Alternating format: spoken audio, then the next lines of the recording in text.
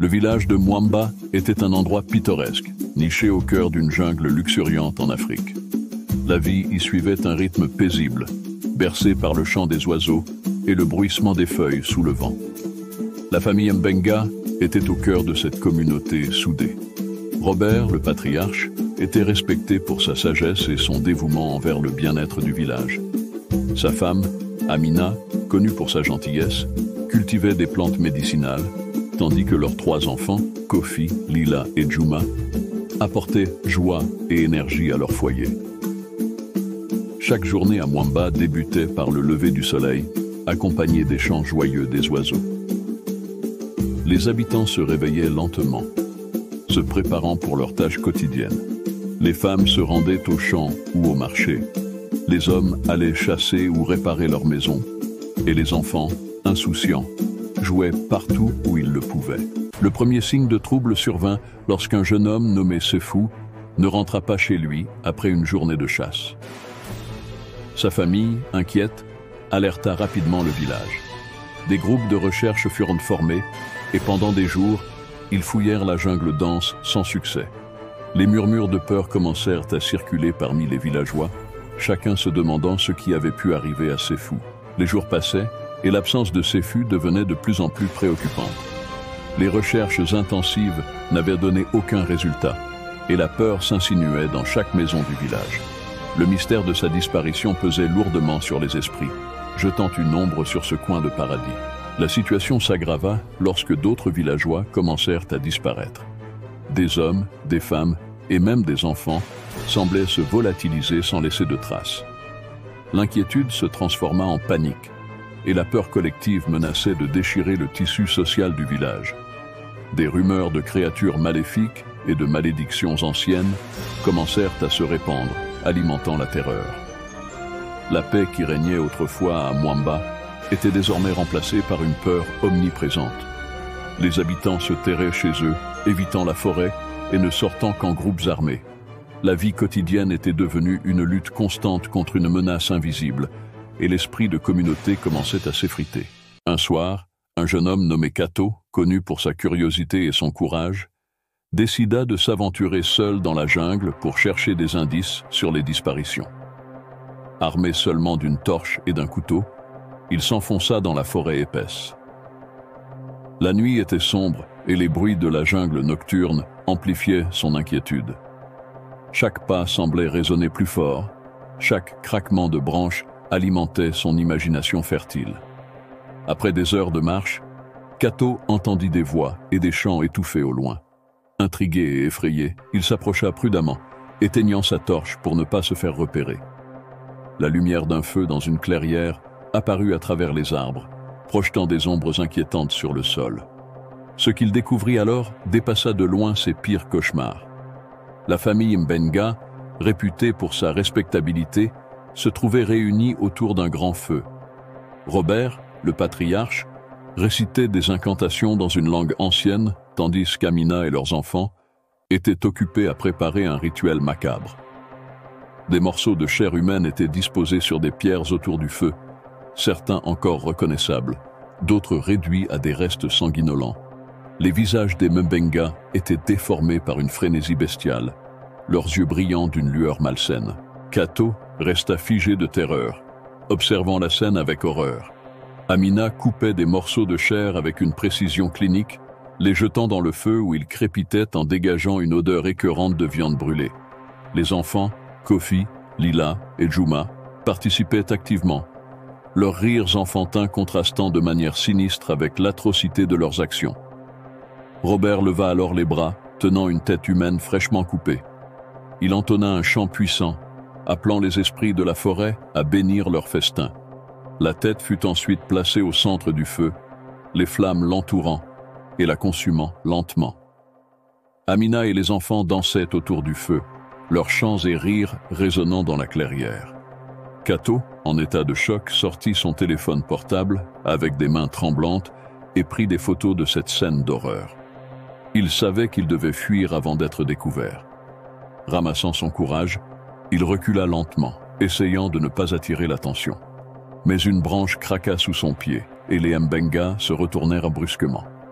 Kato courut alors pour sa vie, la peur le propulsant à travers la jungle sombre. Kato rentra en trombe au village, le souffle court et les yeux écarquillés de terreur. Il alerta les anciens et les villageois, leur montrant les photos qu'il avait prises. La nouvelle de l'horrible découverte se répandit comme une traînée de poudre, choquant profondément la communauté. Les Mbenga, qui semblaient si respectables, étaient en réalité les responsables des disparitions et des actes de cannibalisme. La révélation bouleversa le village, semant la confusion et la colère parmi les habitants. La révélation des pratiques des Mbenga plongea le village de Mwamba dans le chaos. Les villageois, choqués et en colère, se réunirent pour décider de la marche à suivre. Les anciens, respectés pour leur sagesse, proposèrent d'organiser une confrontation avec la famille Mbenga pour comprendre leurs motivations et décider de leur sort. La tension montait à mesure que les préparatifs se faisaient. Les villageois, armés de torches et d'armes improvisées, se dirigèrent vers la maison des Mbenga. Robert, Amina et leurs enfants furent surpris et tentèrent de se défendre, mais la foule en colère ne leur laissa aucune chance. La confrontation fut violente et les Mbenga furent capturés et ramenés au centre du village pour être jugés publiquement. Lorsqu'ils fouillèrent la maison des Mbenga, les villageois découvrirent des preuves accablantes des actes horribles de la famille. Des morceaux de corps humains, des restes décharnés et des outils utilisés pour le découpage furent trouvés. Ces découvertes renforcèrent la détermination des villageois à punir sévèrement les Mbenga pour leurs crimes atroces. La rage et le dégoût des villageois atteignirent leur paroxysme en découvrant ces horreurs. Les témoignages des survivants et des proches des victimes furent déchirants, évoquant la douleur et la terreur ressenties. Les anciens prirent la décision que les Mbenga devaient être jugés et punis de manière exemplaire pour apaiser les esprits des défunts et restaurer la paix. Le village entier de Mwamba s'était réuni autour d'un grand feu de camp, où les Mbenga, ligotés et silencieux, attendèrent leur sort. Les anciens prirent la parole, expliquant à la foule les découvertes horribles et rappelant les disparitions mystérieuses qui avaient hanté le village. Les villageois, furieux et en deuil, exprimèrent leur colère et leur désir de justice. Les Mbenga furent invités à s'expliquer, mais leur silence ne fit qu'aggraver la situation. Les témoignages poignants des familles et des victimes et les preuves accablantes présentées scellèrent leur destin. Les anciens décidèrent que les Mbenga devaient être sévèrement punis pour leurs crimes, afin de restaurer l'honneur et la sécurité du village. Les anciens, après avoir entendu les témoignages et examiné les preuves, prononcèrent un verdict sévère. Les Mbenga seraient marqués au fer rouge pour signaler leur infamie, un symbole de leur crime gravé à jamais sur leur peau. Ensuite, ils seraient bannis du village et exilés dans la jungle, à la merci des éléments et des animaux sauvages. Ils devraient se débrouiller seuls dans cet environnement hostile, porteurs à vie de leur honte. Le jour de la sentence, les Mbenga furent emmenés au centre du village, entourés par une foule silencieuse mais déterminée. Les anciens, en tête de la procession, conduisirent la famille jusqu'à l'endroit désigné pour la marque. Chaque membre de la famille fut attaché à un poteau, exposé à la vue de tous. Un brasero contenant des fers rouges chauffait lentement, l'air chargé de tension et de gravité. Les villageois, unis par leur désir de justice, assistèrent à la scène avec une gravité solennelle. Les anciens prononcèrent les dernières paroles, rappelant l'importance de l'unité et de la justice dans la communauté. Un par un, les Mbenga furent marqués au fer rouge, leurs cris de douleur résonnant dans l'air.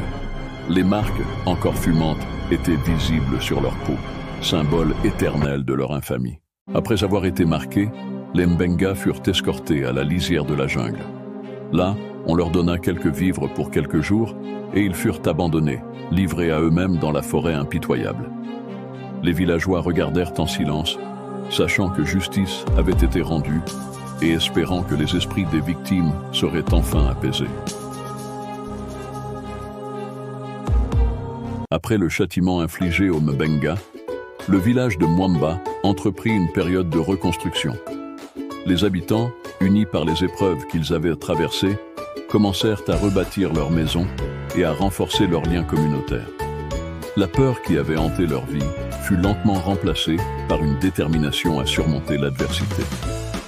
Les femmes reprirent leurs travaux dans les champs, les hommes restaurèrent les maisons et les infrastructures, et les enfants retrouvèrent leur insouciance. Les villageois organisèrent des cérémonies pour honorer les disparus et purifier le village des mauvaises énergies.